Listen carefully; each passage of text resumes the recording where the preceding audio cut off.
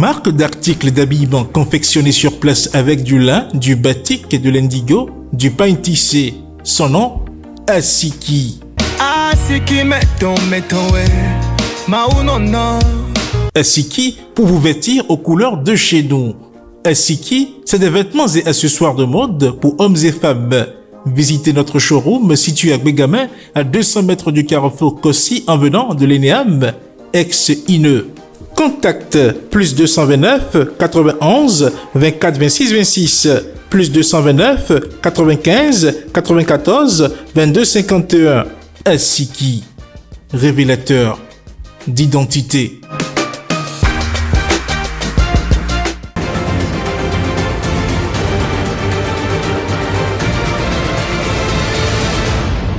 Guéry TV Monde, le leader des Web TV au Bénin. Mesdames, Messieurs, bonsoir. Merci de suivre cette session vespérale d'information sur Guéry TV Monde. Voici les titres. 3 mois déjà que la frontière entre le Bénin et le Niger est fermée à hauteur de Malanville et les transporteurs s'en plaignent. Le gouvernement justifie le maintien de la mesure. Les explications de Wilfried Léon de Rombegui sont à suivre dans cette édition. Une femme qui ne vous procure pas du plaisir au lit peut-elle être de façon durable votre partenaire dans une relation? Le sujet est abordé dans la rubrique Fait de société de ce journal. Et puis la Confédération africaine de football vient de désigner des arbitres béninois pour les demi-finales de l'African Football League 2023. Les détails de cette information sont à suivre dans la page des sports. C'était là les titres, le développement, le voici. Mesdames, Messieurs, à nouveau bonsoir. On démarre par cette nouvelle, en bref, par une note en date du 25 octobre 2023 et signée par le directeur général du port autonome de Cotonou. Les chargements de marchandises à destination du Niger sont suspendus au port de Cotonou jusqu'à nouvel ordre. Selon la note, cette décision est prise pour des raisons d'ordre opérationnel et de congestion. Et au sujet de cette actualité, il faut préciser que depuis le coup d'État qui a renversé l'ancien président nigérien Mohamed Bazoum, la frontière entre le Bénin et le Niger est fermée à hauteur de Malanville. Une situation qui perturbe les transactions commerciales entre les deux pays. Les transporteurs béninois s'en plaignent et demandent au gouvernement de revoir sa position. Mais à la Marinale, on ne semble pas entendre ces cris de détresse à la faveur de la conférence de presse tenue vendredi 20 octobre 2023 avec les professionnels des médias à Porto Novo. Le porte-parole du gouvernement a justifié la position du Bénin. Suivez. La question que vous auriez dû, ou le commentaire que vous auriez dû ajouter, c'est de me demander quand est-ce que le Bénin sort de la CEDEAO. C'est la conséquence. Est-ce que c'est le Bénin qui a fermé ses frontières délibérément? Est-ce que c'est le Bénin qui a décidé délibérément d'aller fermer les frontières? Si la CEDEAO se réunit aujourd'hui et dit bon, on lève les sanctions, soyez sûr que la minute d'après, nous on a ouvert. Nous on n'a aucun intérêt, en tant que pays pris intrinsèquement, on n'a aucun intérêt à avoir un conflit avec nos voisins. Et j'ai dit et redit qu'avec le peuple frère du Niger, nous avons toujours eu de très bonnes relations. Si ce n'est pas la conjoncture sous-régionale qui s'impose à tous les membres de la CEDEAO, le Bénin n'aurait pas fermé de frontières. Mais je suis surpris que ceux qui posent la question des frontières, ceux qui s'enhardissent même d'adresser un courrier à d'autres anciens présidents pour se plaindre de la situation des frontières, n'aient pas eu la même hardiesse quand le Nigeria délibérément avait fermé ses frontières avec le Bénin. Au contraire, ils s'en réjouissaient. En ce moment, ils n'ont pas pensé à la souffrance des Béninois pour écrire à l'ancien président nigérian et lui demander d'avoir intervenu auprès de son successeur du moment pour qu'il ouvre les frontières avec le Bénin parce que les populations béninoises souffraient. Ces personnes n'avaient pas pensé à cela. Autre élément dans cette édition, la vie de couple est rythmée par une activité sexuelle dont la périodicité est définie par les deux partenaires. Mais au-delà de la fonction procréatrice de l'acte sexuel, il y a une certaine jouissance que recherchent les deux conjoints. En tant qu'homme, que feriez-vous de votre relation si votre femme ne vous procurait pas du plaisir au lit? Voici les réactions de quelques hommes questionnés par Faouzia Sefou et Alphonse Botan. Vivre avec une femme qui ne me procure pas du plaisir au lit, je ne pourrais pas le faire. Vous savez, vivre au foyer, il y a ce côté du plaisir sexuel qui s'avère vraiment important et on ne peut pas mettre ça de côté. Une femme qui a ce problème, d'office, c'est un problème de la santé. Parce qu'une femme qui n'a pas tout son système sexuel actif aura ce problème et là, on va falloir corriger ça. Je vais l'aider à corriger ce problème. En toute chose, le plaisir au lit, ça compte. Ça compte parce que un homme qui vit avec une femme qui ne lui préoccupe pas du plaisir au lit aura tout le temps l'envie d'aller dehors. Je peux toutefois essayer de la changer et lui demander de faire ci, de faire ça, si elle est vraiment motivée ou si elle veut. Je suis obligé d'aller forniquer au dehors. Si en temps normal elle me satisfaisait, je ne pense pas que je pourrais aller au dehors. Mais si elle ne me procure pas de plaisir, c'est comme si elle était inutile au fait. Oui, le plaisir est important. Parce que si je dépense sur elle, c'est pour avoir une satisfaction. Elle se voit, mais si cette satisfaction, je ne trouve pas ça chez elle, donc je ne pense pas que ça pourrait coller entre nous. Je peux la faire corriger avec les conseils. Je la demande que j'aime pas sa façon de m'aborder au lit. Si elle peut prendre des mesures pour remédier à ça. Et je la laisse un peu de temps. Si elle change, là ça peut aller, mais si elle ne change pas, je pense que chacun ira voir ailleurs.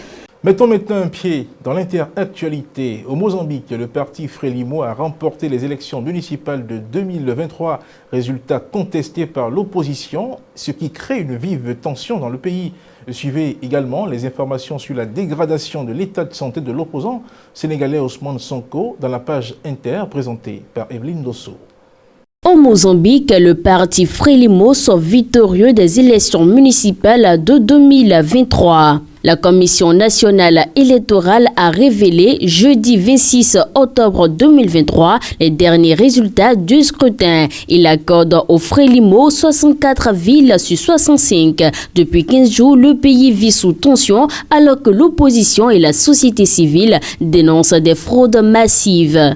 Comme les premiers résultats l'annonçaient, le Frelimo écrase le scrutin. Seule la ville de Beira, dans le centre du pays, demeure au main du MDM, troisième force politique du pays. Quant à la Renamo, elle est totalement rayée de la carte municipale. Le principal parti d'opposition gérait pourtant cette ville avant le scrutin. Jeudi soir, son candidat à Maputo, Venancio Mondlane, a dénoncé un assassinat de la démocratie et a appelé à une grande manifestation vendredi pour contester les résultats. La Renamo revendique notamment la victoire dans la capitale et à Matola, la ville la plus peuplée du pays. Le Conseil chrétien du Mozambique a quant à lui appelé les partis politiques à ne pas tomber dans la violence. Jeudi dernier, le président de la CNE a reconnu lui-même que la centralisation des votes et le dépouillement avaient donné lieu à des débats au sein de la commission. Fait historique au Mozambique, plusieurs tribunaux locaux ont annulé les votes, notamment dans les villes de Kwamba, dans le nord du pays, ou de Chokwe, tout au sud. Pour précision, les résultats de la CNE ne seront définitifs qu'une fois validés par le Conseil constitutionnel.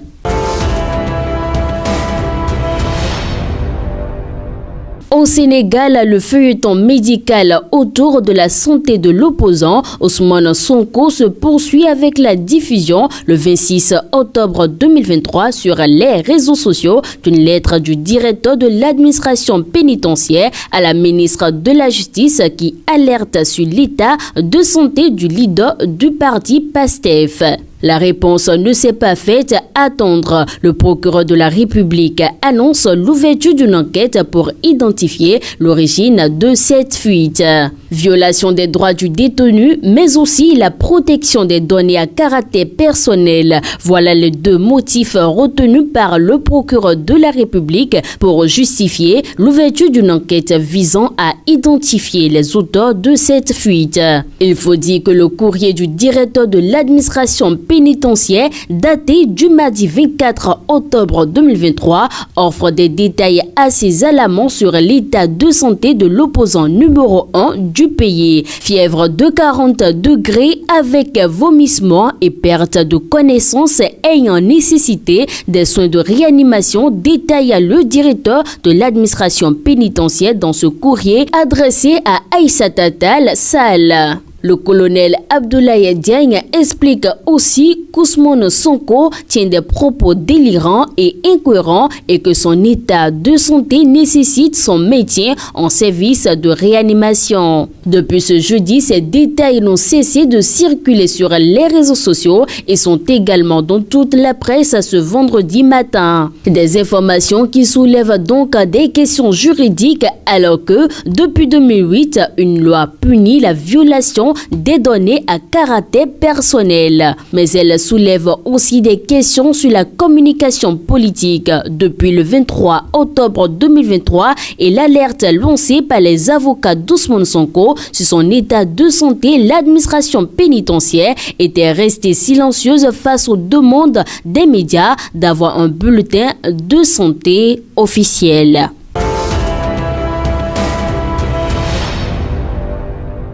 Une réunion d'officiers concernant le Niger prévue à Sokoto a été avortée. Les officiers invités ne se sont jamais rendus à Sokoto. Ils ont atterri à Abuja qui n'ont jamais d'ailleurs quitté jusqu'à jeudi. Selon certaines sources, cela ressemble à une mauvaise organisation. Tout s'est passé comme s'il n'était jamais attendu. Il n'y a donc pas eu de réunion. Certains analystes imaginaient que l'ordre de démobilisation interviendrait à ce moment-là. Les choses sont allées à reculons depuis la dernière réunion des chefs d'état-major tenue à Accra mi-août. Plus personne n'est dans l'option de l'intervention militaire confiée à un diplomate d'un pays membre. Les pays contributeurs qui avaient rassemblé les troupes pour la cause les ont libérés et leur auraient même versé les primes prévues. Si par hasard une annonce de démobilisation se fait, elle se sera bien discrète, analyse une source politique. La CEDEAO a deux solutions, ne rien dire et laisser constater, ou bien habiller sa volte-face. Le prochain sommet ordinaire de la CEDEAO devrait se tenir le 10 décembre à Abuja.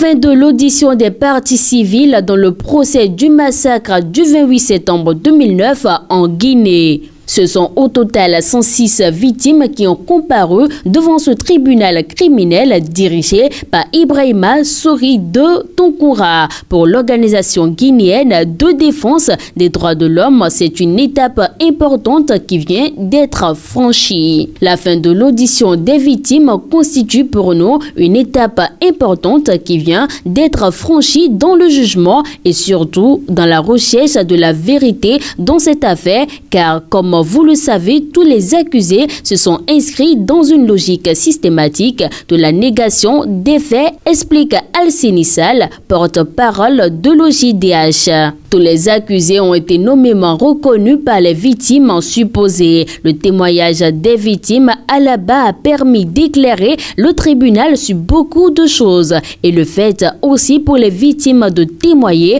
constitue pour nous une espèce de thérapie pour elles. En tout cas, de toutes ces situations qui les ont hantées pendant toutes ces années. Pour nous, c'est une thérapie importante qu'il faut prendre en compte pour la suite de la procédure. Le procès a été suspendu jusqu'au 6 novembre 2023. Des hauts gradés de l'ex-junte également mis en cause dans ce massacre, dont le colonel Bienvenu Lama, n'ont pas encore été entendus devant le tribunal. Pour autant, ils ont été arrêtés, inculpés et détenus à la prison civile de Conakry depuis fin 2022. En raison notamment de toutes les dénonciations qui ont été faites à la barre, c'est important quand même que le premier responsable du camp de Kalia vienne à la barre donner sa part de vérité. Cela ne pourra qu'éclairer le tribunal. Le juge va-t-il décider avant d'entendre les témoins de fait comparaître à la barre d'autres responsables suspectés d'avoir participé à ce massacre?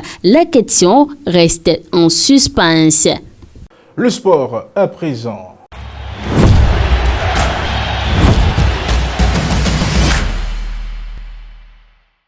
Le Soudan du Sud a un nouveau sélectionneur et dans le cadre des éliminatoires du Mondial 2026, le Soudan du Sud a délocalisé un match au Sénégal. L'autre actualité abordée dans la page des sports de ce soir est le choix d'arbitres béninois pour les demi-finales de l'African Football League. La page des sports vous est présentée par Latif Atkovet. La Confédération africaine de football, CAF, a récemment choisi des arbitres béninois pour officier lors du match aller des demi-finales de la nouvelle compétition African Football League. 2 arbitres béninois vont prester lors du match qui va opposer 2 géants du football africain, Mamelodi Sundowns d'Afrique du Sud et Al Ahly d'Égypte, le dimanche 29 octobre 2023 au Caire. L'arbitre béninois Louis Mouyandandé dirigera le match en tant qu'arbitre de terrain. Il sera assisté de son compatriote Eric Ayimevo comme premier assistant et de l'Angolais Lopez Oliveira comme deuxième assistant, tandis qu'Ahmed Imtiaz de l'île Maurice sera le 4e arbitre. Ils ont été choisis pour assumer des responsabilités importantes lors de cette rencontre. La désignation des 2 officiels béninois témoigne de la confiance de la CAF envers l'arbitrage béninois et envers les arbitres locaux. Autre actualité sportive, l'équipe nationale du Soudan du Sud a un nouveau patron. Il s'agit de Nicolas Dupuis.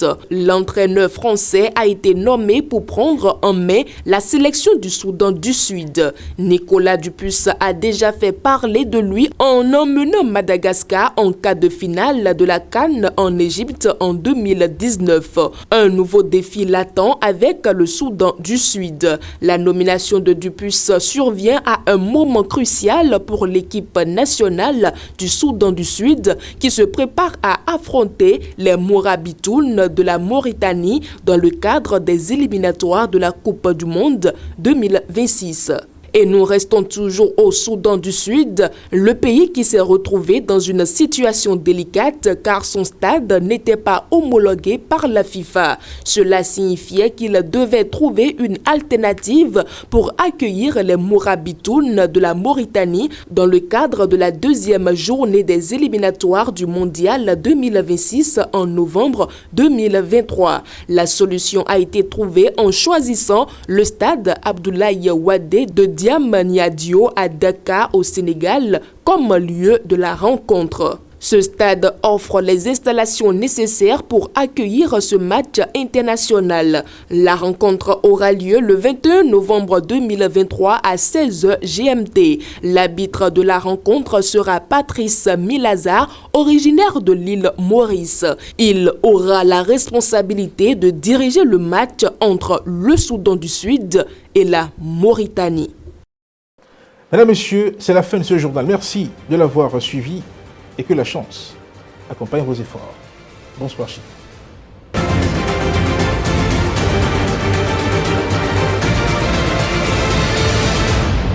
Guéri TV Monde, le leader des Web TV au Bénin.